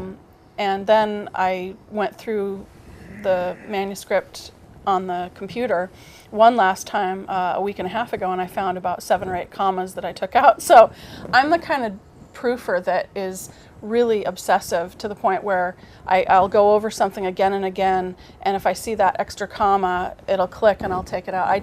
I have a real thing about typos. I'm a perfectionist as much as I can be. And I think I'm a pretty damn good editor and proofreader. I really am. I listened to this one author who was talking about all this at one time, and he said one person and another person and another person Sure. to keep proofreading it. Yeah. It helps to have just at least couldn't 3 be- or 4 people. It really does, because they'll see different things, and then they'll have different input. And I love to have that kind of input, feedback with people. I'm not the kind of writer that gets offended if someone says, you need to take that out. I don't get offended. A lot of writers are really touchy, and they get really offended if you say, this spot needs to go or whatever. I'm curious about what people think, and I can handle it. I can handle criticism. You listen to it, you use some of it, you don't use it. Yeah. Because only you are writing the story, and only you understand the characters. And Yeah. other people's input is interesting sometimes, but they don't understand, Yeah. what's going on with the characters, so they make suggestions that don't fit. Yeah. One of the themes of Frank's Revenge After Midnight is the disappearance of the Tenderloin District, Right. downtown 3rd Street. Denny Moore's is gone, which is right next to the Lotus, which is gone. Right. And up the street was the Hamilton Hotel, Right. which has been long gone, Right. which is an old dope den, Yeah. kind of a hotel, Yeah. So the whole Tenderloin District is gone now. Wow. And what happened in the middle 70s with the way the laws were different when the city jail was still at 3rd and Oak, and they still had trustees, and the Indians were coming in from the reservation, and they Really? get drunk on the weekends and wind up in the jailhouse and wind up as trustees that were shining the shoes for the police officers at the day room, and they were also washing cars at the car wash. This was when they were still able to use trustee labor, So it's a story about how the Indians who used to be here and camped right on the river where the Lotus is now, Yeah. and how they've been pushed back 100 miles to the reservation, Well, and the whole story of the Indians and how they were treated in the 70s, is in there too. And this Indian fellow named Charlie, his real name is Charlie Rides the Horse, but they call him Charlie Horse, of course. So and he has a secret story that's a second story along with what's going on with Frank's Revenge. So he also has a secret about the Tenderloin District that he doesn't want to share. But the secret, bubbles up inside of him over these years, and he finally has to tell somebody about what he knows about what happened, something horrible that happened there in the Lotus area. So it's about the Tenderloin District. It's about a really interesting time in Portland this past, and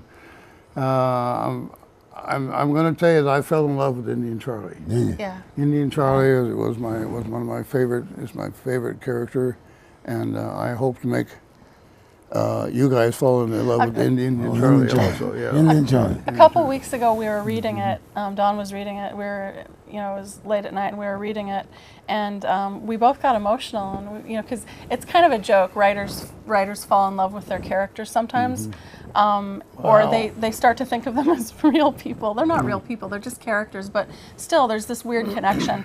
And he was reading the book, and we both got kind of emotional. The story is set in 1975, and the characters are Frank McAllister, Theda, Indian Charlie, or Charlie Horse, or Charlie Rides the Horse, and then there's about 3 cops, and then there's another couple of black characters that are in the story. There's a council of old gangsters. Yeah. They call it the OGs. The OGs. Okay. Yeah, and their headquarters is in the back room of the burger barn. Yeah, burger barn. And they hold council back there. Yeah. So there's one of them who was a wire thief, retired wire thief.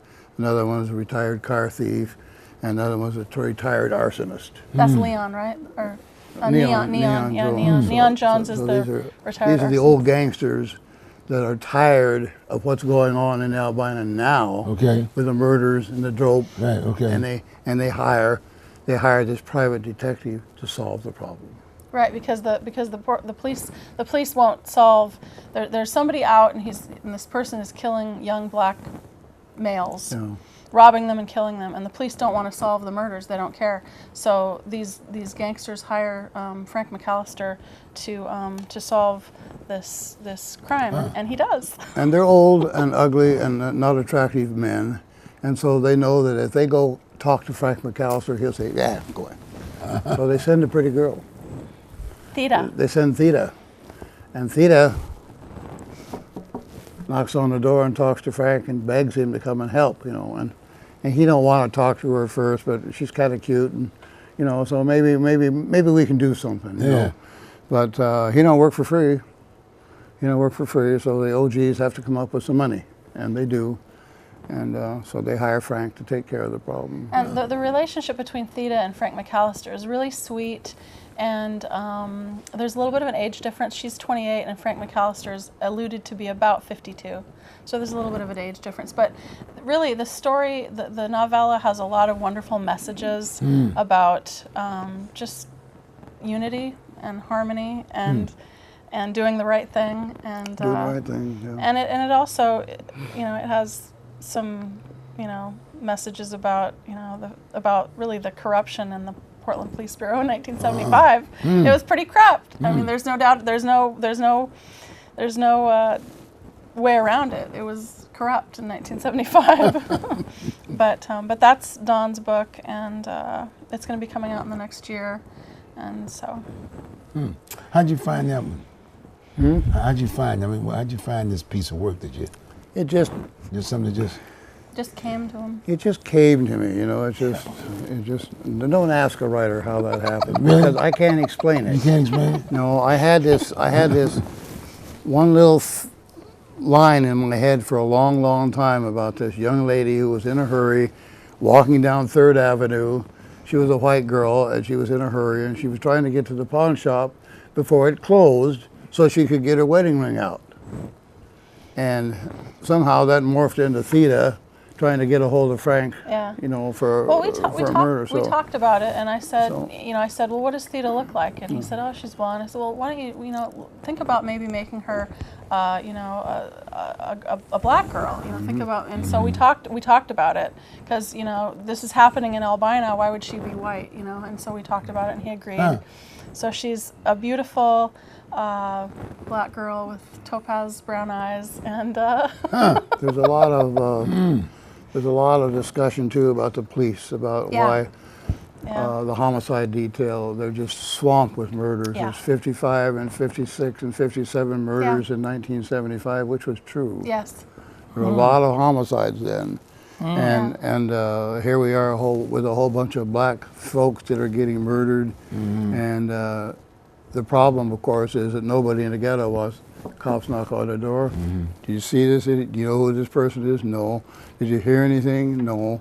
So it's the frustration of the police not getting any cooperation from the community, and still the dead bodies are piling up. Except some of the victims some of the family members of the victims want the murders solved, but they're not getting anywhere. So it's that problem with the police aren't getting any cooperation, so they say to hell with it. Yeah. You know, I'm going to collect my pension. I don't care whether you get murdered or not. I'm here. It's about eating. That's right. That's right. It's about eating. That's right. That's And right. I care about my pension. I don't give a damn about you. Yes, that's It's right. about this kind of frustration that goes on with the police. Right. So there's a lot of meat in there. There's a lot of It's meat a really in it. good story. I'm proud of the story. It's clever, and the ending is clever, and it's, you know, it's a nice mystery with heart. Huh. It's a story with heart. Stay tuned for the geranium. I like it. Anything after that? Well, you're going to complete this piece. Anything on the table that you think? Well, I still say, you know, I you're do good. two things fairly well. Okay. I'm a good storyteller, Okay. and I'm a fairly good essayist. Ah. And I keep writing essays, and they go on my website. The last one I put up was about the psychology and the physics of police work. That was about 3 months Okay. ago, yeah. Oh, really? You know, Yeah. so, and I also wrote about coming to terms with being an old man. That's another good one, yeah. Blogs. Yes, Yeah. I have a website that has all of my essays on Don's social website justice. is yeah. really easy to access. You just go to Google and put in Don Dupay, and it will be the first hit. Yeah. Okay. Yeah. Really? Don Yeah. Dupay? Don Dupay, it'll be the first That's hit. it. Don Google Dupay. sites. Just Google Yeah. site. Well, Google sites. that's it. Google. You do Google site. Just put Don Dupay Yeah, and just just put type, in Don type my Dupay. name in Google. It'll be the first hit, and it'll say Don Dupay's personal website or something like that. But yeah, it's the first hit. So And there's he's got- a list of essays from social justice about the police, about marijuana legalization, about integrity with police departments, the psychology of police work, the physics of why we shoot some people so many times. That's one of my pet peeves right now. Let's share some of that if you don't mind. We got a little time. Well- let's share some of the ones that you like that might be would be relative today. Got me? Well, what's wrong with the police psychology right now is the one-man car nonsense. One man car. Yeah. One-man car nonsense. One-man cars are inherently dangerous, and if you got a call, you said a car, and it's a one-man car, somebody's going to come and back up. So you effectively have two cars anyhow, Okay. and those two people should be in the same car.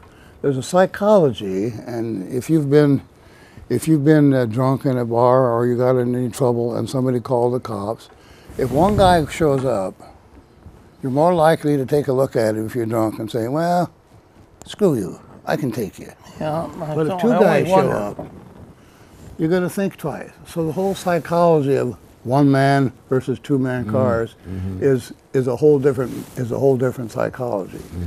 Also, two men can often solve the problem where one man can't, because two guys can surround a person. One cop stands in front of him, the other cop gets behind him. Then what you gonna do? You know? And if the guy in front of him can't get any cooperation, push him into the cop behind him. So there's things that you can do psychologically with a two-mans instead of one man. You know, Mike Brown might be alive today if that cop hadn't had to wait for backup. He said, if I had just had backup. So, And that was a young black kid that was. yes. He was 18. Yeah. So waiting for backup is bullshit. Yeah. So the other thing is, on this essay that I'm writing, is about the physics of firearms.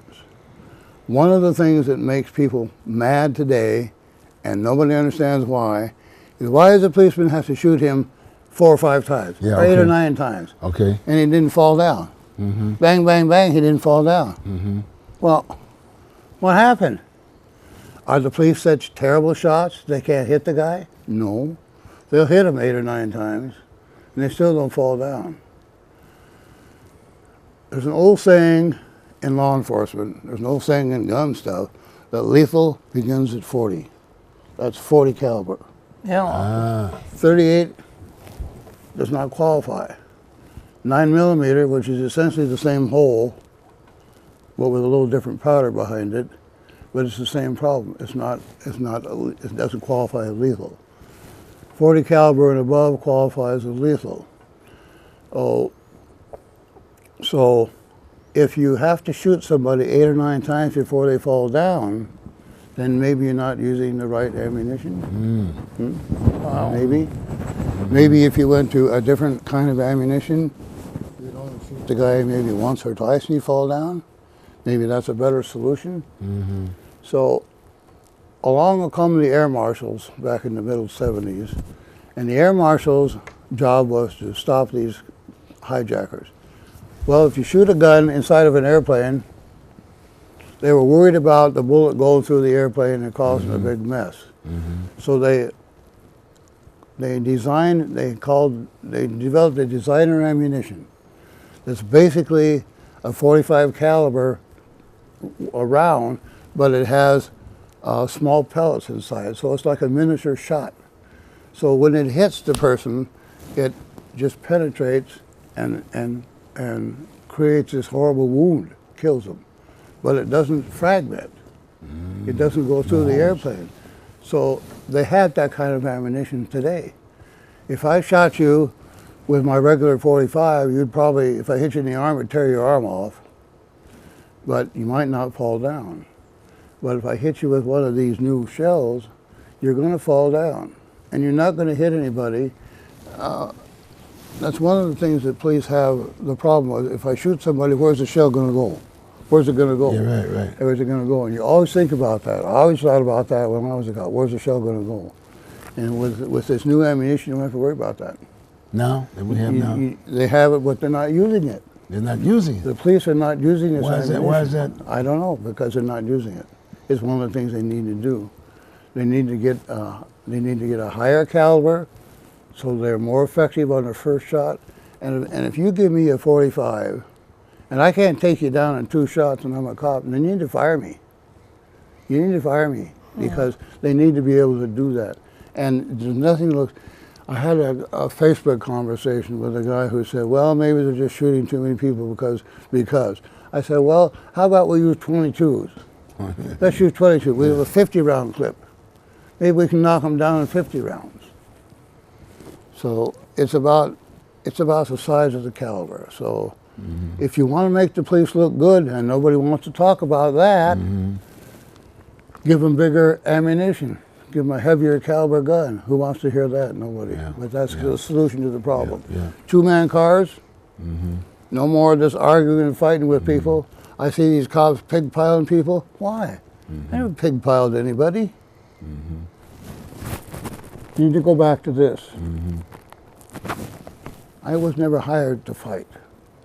If you argued with me, you'd probably wake up on the ground, handcuffed. And that's the way they should go back to some of that. You know, the tasers came along, and that gives them the distance. Well, I can stand over here. Right. I don't have to talk to you. I can shoot you from across the room. Right.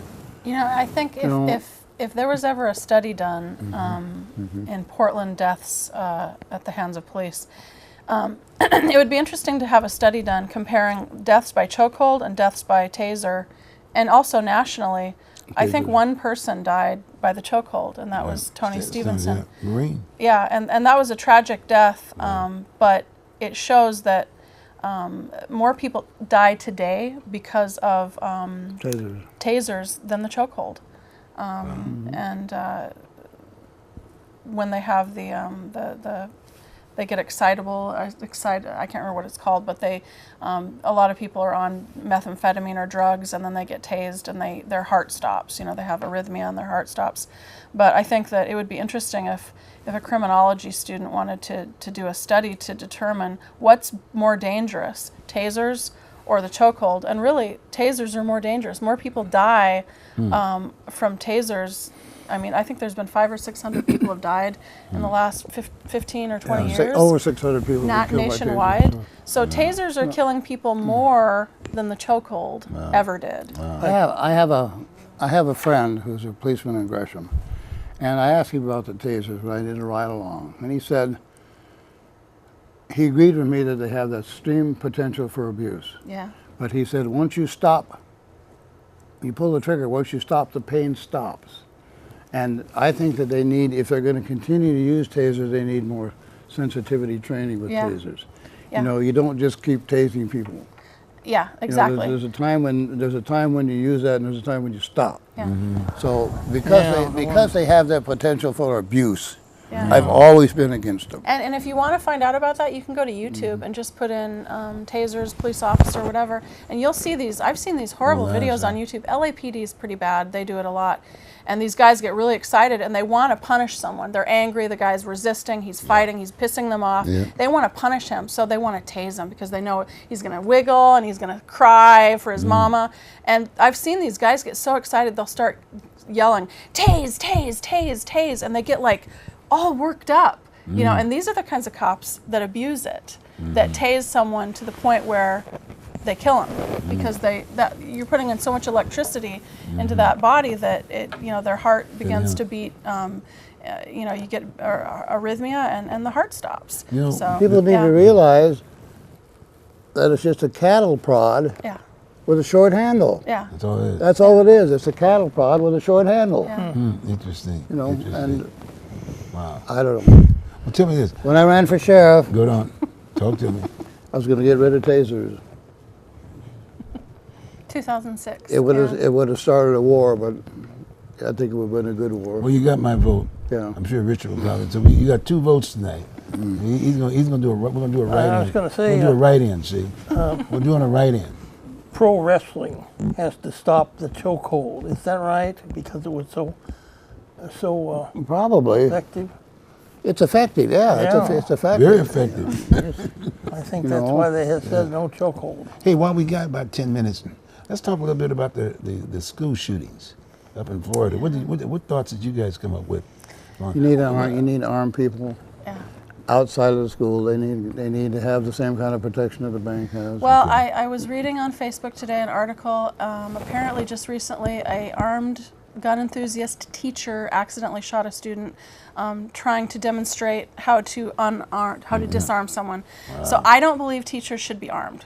I just don't believe teachers should be armed because 99% of teachers are really peaceful, enlightened teachers. individuals. They're teachers. teachers. They're They're not teachers. gun enthusiasts. I agree with Dawn that we should definitely have armed security guards, and they could be volunteer retired law enforcement. They could be volunteer retired military.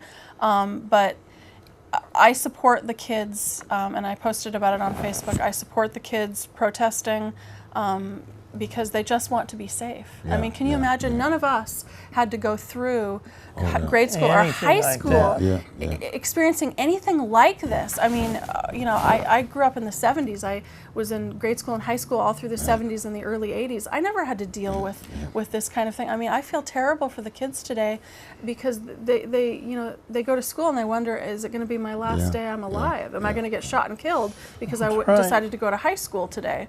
So I definitely support the kids wanting to protest.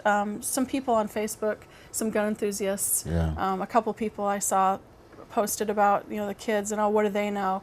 Well, and I pointed out, did you have to deal with this? I didn't. I'm 52 years old. I didn't have to deal with this when I was growing up. So I definitely support what they're doing. Well, think about the transitioning. Back, let's say when I was coming up, it was just a knife. You had a bad guy with a knife, but beforehand it was you just have a fight. Yeah. First it was just a fight, and then you see somebody with a knife. Oh my God! I mean, and then I'm thinking. I think about the transitioning. I think about Portland Public School. Remember the Locketts? Locketts was over there. They had a police deal. They had the school police aspect of it. Dressed in uniform and whatever, and they patrolled the deal. But the other main person that counted all of this stuff was the custodians. They knew who the people were on those campuses. Well, that's what the schools don't do enough either for their own security. I mean, I still go to Portland State. You can walk in any place. Yeah. The doors are always open. Yeah. And shoot anybody you like. Those are If that- older people. Because and if you can still go up to the school and open the door and walk in, you shouldn't be able to. Right. Teachers are not basically No, that's teachers. not, Teachers are not alpha males. Teachers are basically not alphas. You need an alpha with a gun outside the door. You need somebody to protect them. It need to be as much protection as the bank gets. Yeah. The bank guards are just Right. protecting somebody else's money. Yeah, and they're all there. And they need to have a guard there protecting somebody else's children. Yeah. So armed guards is one of the solutions. Tighter school security Yeah. is another. I mean, lock the doors, Jesus. Yeah. really. I can tell you, one of the problems is giving these shooters too much television attention. Absolutely. Every time I was looking at the set, here's this Cruz kid, full face.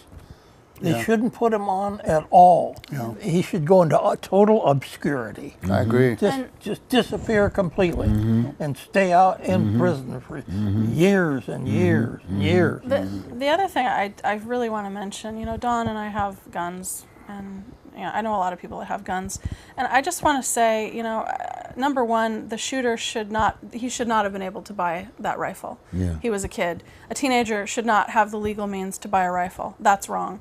But people, it's part of the Constitution, and I believe in the right to bear arms. And I just want to say, it sounds like a cliche, but it's true. Guns don't kill people. That's right. People kill people. And the reason we have this surge in school shootings is because it has very little to do with guns or gun culture. It has everything to do with this loss of value. There's been a loss in the last 20, 30, 40 years of valuing human life. And I personally attribute it to reality TV and the which really began about 15 years ago, 20 years ago, the beginning of this hostile attitude of social rejection. You're fired. You didn't get the girl on Bachelorette or The Bachelor. This sense of humiliating and embarrassing people. It's kind Publicly, of like publicly, and it that's really it. started before reality TV. It started with like the Jenny Jones show and some of those talk shows where they would do the gotcha ambush interviews. There was a guy that was interviewed, I think it was on the Jenny Jones show or something, and he came to the show thinking that he was going to be introduced to a girl who had a crush on him, and they ambushed him, and he realized that it was actually this bartender guy that he knew from his neighborhood who was gay. So he comes on this show and he's humiliated. Later that night, he goes to find the bartender with his shotgun and he blows him away. It was the very first murder, I think, that happened as the result of an ambush talk show. But I think that along with reality TV, has contributed to this sense of revenge. And social media is a big problem too, because kids don't have any privacy today. No, they're in the spotlight, and if they're not a member of Instagram and Twitter and Facebook and Pinterest and all of the rest, then they're considered a loser. There's just been this huge shift in valuing or not valuing human life. So it sounds like a cliche. Well, who should intervene? Who should intervene now?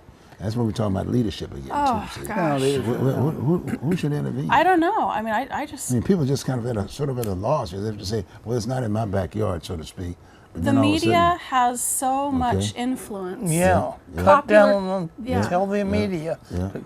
Calm it. But they won't. They never will. That's the problem. The media will do everything they gotta can sell for that ad. ratings and for money. You gotta sell It that really ad. comes down to parents protecting their children. I raised my daughter. She's 26, and we never had cable, and I never bought her a video game. I just said no. Two summers we had cable when she was about 6 or 7, but we didn't have cable. We didn't have a lot of things other kids had. So when she was 5 and 6, she was watching the Lawrence Welk Show, and she was watching Sesame Street, and she was watching what was available. But I really protected her from overexposure to violence and to the media and television, the bad programs, the violent programs, the programs where people are exploited. She wasn't allowed to see those. And so you've got kids today. It sounds kind of like a cliche also that I'm complaining about this, but I have my own life to look back on. You've got kids today that are 7 and 8 years old that are watching their parents' videos of people having sex, maybe not pornographic sex, but dramas. They're just exposed to too much. Well, there's parenting is the problem. Yes. See, there's no It parenting is. now. See, Yes. we know what the problem is, and we're the cause of the problem. You got me? Yeah. And this high tech stuff like you're talking about right now, we're benefiting from it from we're eating. So hey, give me more of those and look at my stock this week, right? You got me? Yeah. Okay. And if I've got any problems with that, then hey, look, I'm an enthusiast. The Second Amendment. I'm gonna get me about 10 more guns. Give me a bazooka, maybe get me a tank now. Yeah. There's such a focus on in today's culture, in today's American culture, there's such a focus on revenge. Oh, yeah.